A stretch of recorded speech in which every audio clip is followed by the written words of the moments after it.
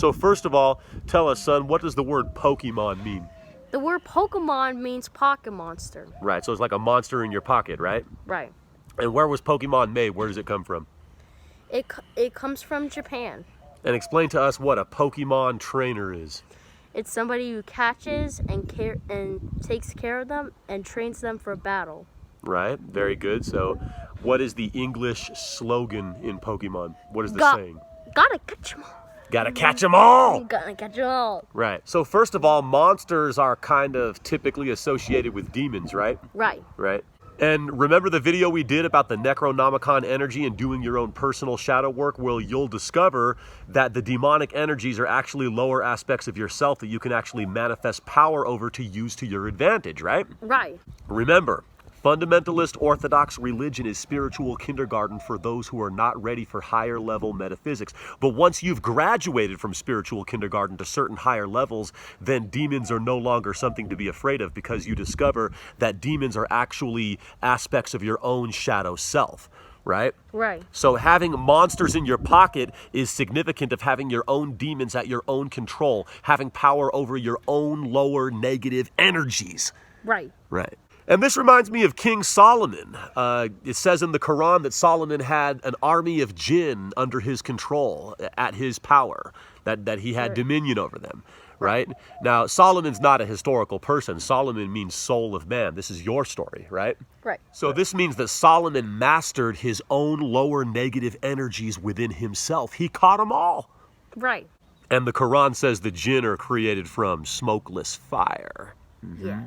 So, the smokeless fire is the kundalini and brain, which is the burning bush of branch neurons. The brain is a burning bush, which is like electrical neurons, you know what I'm saying, which is like fire. So your brain is like a burning bush. It's got branches, you know what I'm saying? So your burning bush, your brain, and is actually connected to your 7 chakras, right? Right. Your kundalini, your serpent fire, right? Right. Right.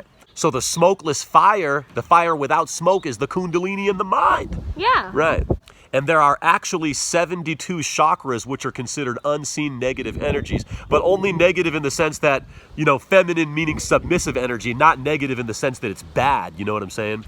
Yeah. It's just negative referring to the particular context that masculine energy emits or sends out, pushes forward, and that's considered positive, the opposite of receiving. Feminine energy receives, which is then considered negative in this context, but not negative in the sense that it's bad or evil. You know what I'm saying? Just negative in the polarity way of thinking about it. You know what I'm saying? Opposite, you know what I'm saying? These two polarities complement each other. You know what I'm saying? And then chapter 72 of the Quran is called Al-Jinn. Surah 72, the Jinn, right? Because you have 72 unseen negative energies within you, which are the 72 total chakras. There's a total of 72 chakras inside, right? You got 72 chakras totally all together within you, which are considered unseen energies. They're negative because they're submissive. These are, in this sense, considered demonic energies that you can submit to your will. Also, this is the esoteric occult meaning of the Islamic hadith that talks about receiving 72 virgin wives in paradise. This means 72 negative, submissive, feminine energies under the mind's control. Man means mind, right? Right. And the smokeless fire that they come from is multidimensional. So these jinn, these unseen 72 chakras that come from the smokeless fire within you, refuse to bow down to the 3D material limited human realm as mentioned in the Quran. Right. So it's like catching, training, and caring for and teaching your pocket monsters fighting skills has great symbolic significance. This is symbolic of capturing your own internal energies and using to your defensive advantage, right? Right. So you got to catch them all, meaning you got to manifest your master power over every lower unseen energy within you. You got to master all of your negative energies, these underneath chakras. You got to train them to do your will. And we'll get into the number 72 with regard to Pokemon in some later videos. This is just a first of a series of esoteric Pokemon videos we're getting ready to do. Right. What do you think, Pikachu? Pikachu! All right, so what else can you tell us about Pokemon, son?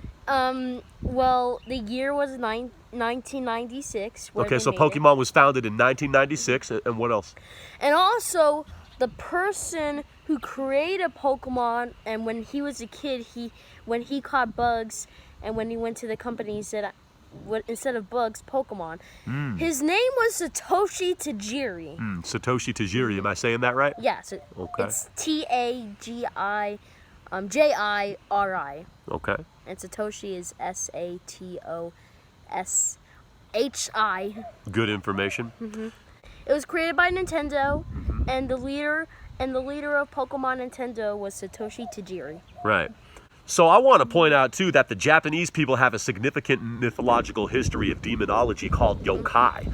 And yokai are a class of, like, supernatural entities in Japanese folklore.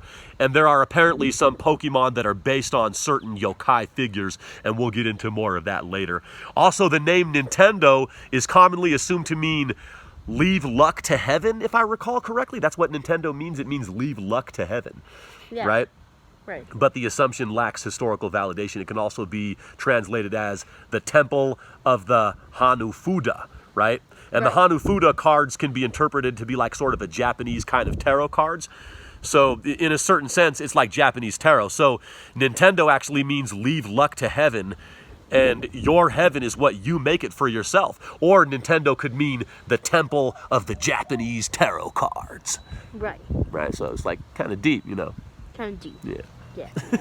All right, let's talk about the name of the founder. What is his name? Satoshi Tajiri? Yeah, it's Satoshi Tajiri. Right, so what I want to point out is the name Satoshi is primarily male name of Japanese origin that means intelligent history, right? So we talked about the history of the yokai, the Japanese demonology, and King Solomon. So Satoshi means intelligent history, so it's connected here, you know what I'm saying? Right. And then let's talk about his last name, Tajiri. His last name means rich or having wealth. Remember, we read the Gospel of Thomas that teaches that spiritual wisdom is the true wealth. Pokemon was created in 1996, like you said, so we have the numbers 19 and the number 96.